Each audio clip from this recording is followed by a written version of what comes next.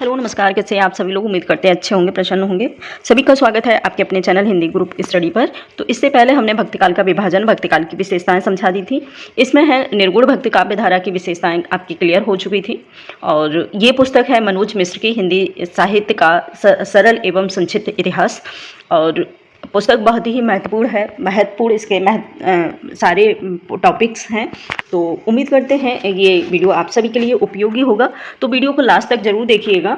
आज हम भक्त काल के निर्गुण भक्त काव्य धारा के जो मूल तत्व हैं उनको समझेंगे। विशेषताएं इसकी हो चुकी हैं सभी। तो देखते हैं पहले जो तत्व हैं वो क्या हैं। निर्गुण काव्य धारा निर्गुण भक्ति के मूल तत्व जो हैं उनको देखेंगे। पहला तत्व तो है यानी कि पहला उद्देश्य, पहली विशेषता है अनादि अनंत अनाम अज्ञात ब्रह्म का जप करना या फिर उपासना करना। अनादि मतलब हर जगह व्याप्त है, अनंत जिसका कोई अंत नहीं है, अनाम जिसका कोई ही नाम विशेष नहीं है, ऐसे ईश्वर की उपासना करना निर्गुण काव्य धारा की प्रमुख विशेषता रही है, मूल तत्व है। मानसिक भक्ति करना, दिखावा आडंबर नहीं करना है, अपने भगवान के प्रति अंतर मन में ही उसका जाप करना है। इसके बाद है तीसरी विशेषता यानी कि तीसरा मूल तत्व। तीसरा मूल तत्व है प्रेम के माध्यम से कर्मकांड की अनपेक्षित दुराहताओं को दूर रखना। महत्वपूर्ण ये पॉइंट है, प्रेम के माध्यम से कर्मकांड की अनपेक्षित दुर्हताओं को दूर रखना। यानी कि बाकी प्रेम तो हम करते हैं भगवान के प्रति, यानी कि भगवान को पाना चाहते हैं, लेकिन फिर भी इन आडंबरों और दिखावा से दूर रहना है। इसके बाद है जाति पाति वर्ग और वर्ण संबंधी भेद से रहित विश्वव्यापी धर्म का सहज साधना करना। यानी कि पूरे संसार में कोई धर्म विशेष, कोई जाति विशेष, कोई ही तत्व नहीं है, सभी एक समान हैं। और ऐसा ही पूरे समाज में, पूरे देश में, संपूर्ण संसार में ऐसी मानसिकता को व्याप्त करना ही जो निर्गुण काव्य धारा के मूल तत्व है वो है। इसके बाद आता है दूसरा पॉइंट डालेंगे आप लोग। दूसरा पॉइंट है निर्गुण काव्य धारा के भेद। भेद तो ऊपर हालांकि मैंने समझा दिए थे, लेकिन फिर भी देखेंगे इन भेद को। निर्गुण काव्य धारा में मूल रूप से दो भेद हुए हैं। एक हुआ है ज्ञानाश्री शाखा यानी कि ज्ञान मार्गी शाखा, चाहे संत शाखा कह दो, संत काव्य धारा कह दो, एक ही बात है। दूसरा इसका जो विभाजन हुआ है प्रेम काव्य या फिर प्रेम काव्य धारा या फिर सूफी काव्य धारा, एक ही नाम है। इसके बाद है महत्वपूर्ण तत्व इसके ज्ञानश्री शाखा नामकरण आचार्य रामचंद्र शुक्ल ने। प्रेमाश्री और ज्ञानश्री जो नाम है, महत्वपूर्ण पॉइंट है, इसको नोट डाउन करेंगे आप सभी लोग।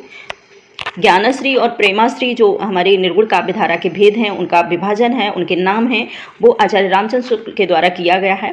संत काव्य और सूफी काव्य का जो नामकरण है वो नाम दिया है राम कुमार वर्मा ने। ये दोनों ही पॉइंट बहुत ही महत्वपूर्ण हैं। बहुत बार प्रश्न बनता है इससे कि ज्ञानाश्री शाखा प्रेमाश्री शाखा जो हमारी निर्गुण काव्य धारा में हुई, उसका नाम किसने दिया, किसके द्वारा ये विभाजन किया हुआ, और किसके द्वारा ये विभाजन किया गया कि संत काव्य धारा और सूफी काव्य धारा। तो सूफी से आप याद रखेंगे राम कुमार वर्मा और ज्ञानाश्री से याद रखेंगे रामचंद्र शुक्ल। ठीक है। इसके बाद आता है नेक्स्ट दूसरा पॉइंट है ज्ञानश्री शाखा के प्रमुख काव्य यानी कि संत काव्य। संत काव्य की प्रमुख विशेषताएं और प्रमुख तत्व, प्रमुख आधार देखेंगे इनको। इनके आधार हैं संत काव्य यानी कि ज्ञानश्री शाखा जो है संत काव्य जो नाम दिया है रामकुमार वर्मा ने, ज्ञानश्री नाम दिया है और रामचंद्र शुक्ल ने। ठीक है।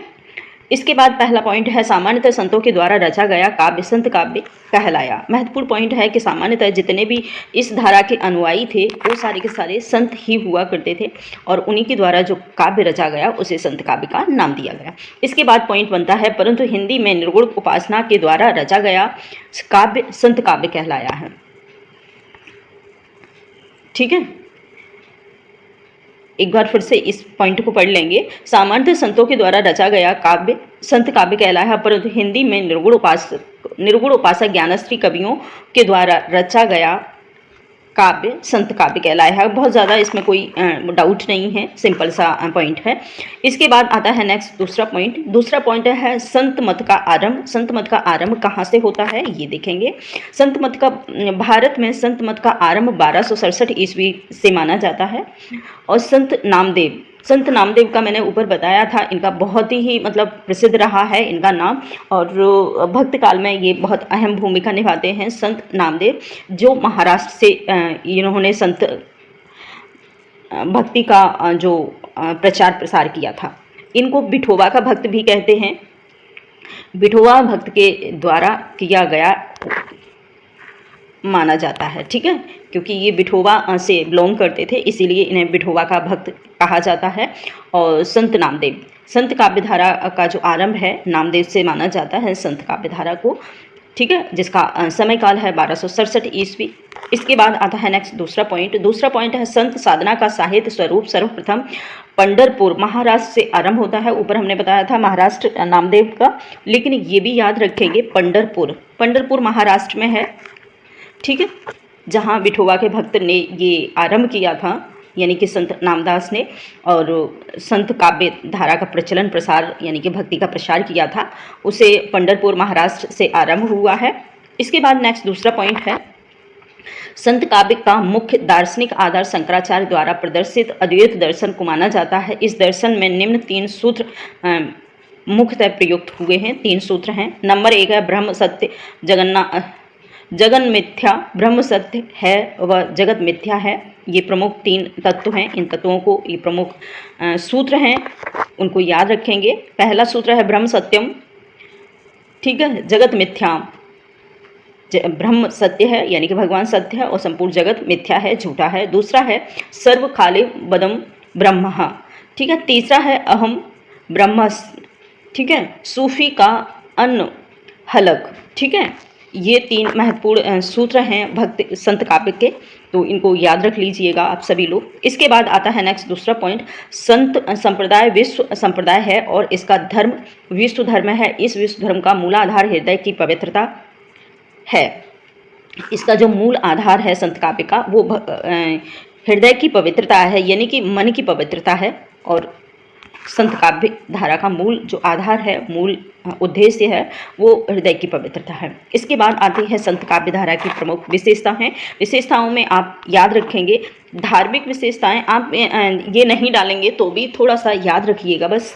धार्मिक विशेषता है। धार्मिक विशेषताओं में सबसे पहला नाम आता है वो है निर्गुण ब्रह्म की उपासना। दूसरा है गुरु की महत्ता। तीसरा है योग भक्ति का समन्वय। चौथी जो विशेषता है वो है अनुभूति का प्रामाणिकता व शास्त्राज्ञ की अनावश्यकता। सूफी का संत काव्य धारा में एक चीज़ समझ आई लोगों को कि अनुभूति की प्रामाणिकता यानी कि भावों को उन्होंने प्रमाणित किया, शास्त्र ज्ञान को इन्होंने महत्व कम दिया है, ठीक है। ये शास्त्र ज्ञान को ज़्यादा महत्व नहीं देते हैं। ये संत काव्य के जो संत रहे हैं भक्तकालीन कवि, वो संत इसको कम महत्व देते हैं शास्त्र ज्ञान को, ठीक है। इसके बाद है आडंबरवाद एवं सांप्रदायवाद का विरोध किया है बहुत। ये तो हम सभी जानते हैं कि संत काव्य धारा एक समाज सुधारक काव्य धारा के रूप में जानी जाती है। बहुत सारे जो संत काव्य में उन्होंने उनके विशेषताएं, उनके उद्देश्य थे, वो कहीं ना कहीं समाज को बहुत ज़्यादा संभालने की उन्होंने अपने प्रचार प्रसार किए हैं।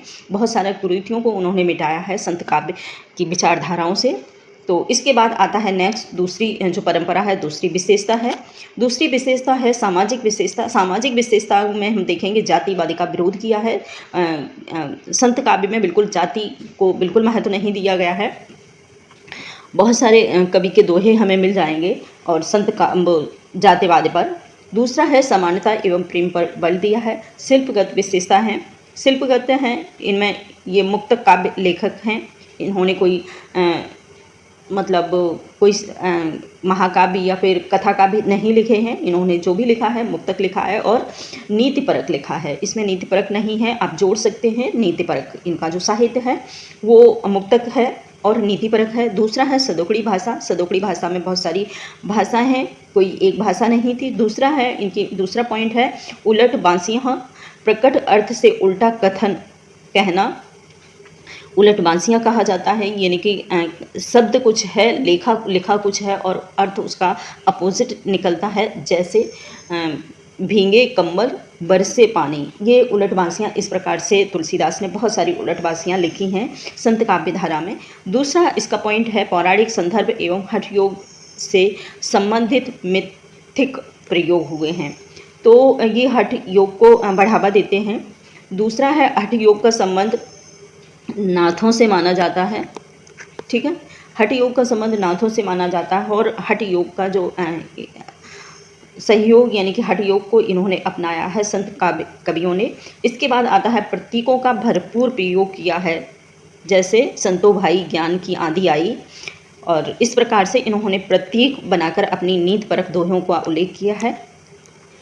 इसके बाद हैं प्रमुख संत कवि। एक बार संत कवि देख लेंगे। संत कवि नाम डालकर आप लिख सकते हैं, पॉइंट में संत कवि डालेंगे। पहला नाम आता है कबीरदास का, दूसरा है नामदेव, रैदास हैं, सेना हैं, सदना हैं, दादू दयाल हैं, मलूकदास हैं, सुंदरदास हैं और गुरु नानक हैं, रज्जब हैं, हरिदास हैं, अनंतदास हैं, सींगा हैं, धर्मदास हैं। ये प्रमुख संत कवि हैं और संत काव्यधारा के। इसके साथ ही इनमें से निम्न संत कामगार तबके के थे, ठीक है। ये भी पॉइंट बनता है कि कामगार तबके के कौन से संत थे, तो आप लोग समझ सकते हैं, उनके काम से याद रख सकते हैं। कबीरदास जी जो थे एक जुलाहा व्यवसायिक थे। इसके साथ ही नामदेव दर्जी थे, रैदास चमार जाति के थे और जहाँ चमड़े के जो काम किया करते थे। इसके बाद आते हैं दादू दयाल बुनकर थे, सेना नाई थे और सदना जो कसाई थे। ये प्रमुख, इनको भी याद रखना ज़रूरी है। बहुत बार आता है कि इनका व्यवसाय क्या था, तो हम याद रख सकते हैं। नामदेव दर्जी थे, रैदास चमार थे और कबीरदास जुलाहा थे, दादू दयाल बुनकर थे, सेना नाई थे और सदना हैं और वो कसाई थे। इस प्रकार से आज इतना ही। Thank you. अब नेक्स्ट वीडियो में हम आप सभी को कबीरदास से संबंधित प्रमुख विशेषताएं और उनसे रिलेटेड जो भी नीतिपरक दोहे हैं और जो भी इनकी विशेषताएं रही हैं, जो भी इनका क्रियाकाल रहा है, वो सारा का सारा नेक्स्ट वीडियो में समझाएंगे। Thank you. आज इतना ही। वीडियो को लास्ट तक जरूर देखिएगा और साथ में एक लाइक जरूर दिया करें। Thank you.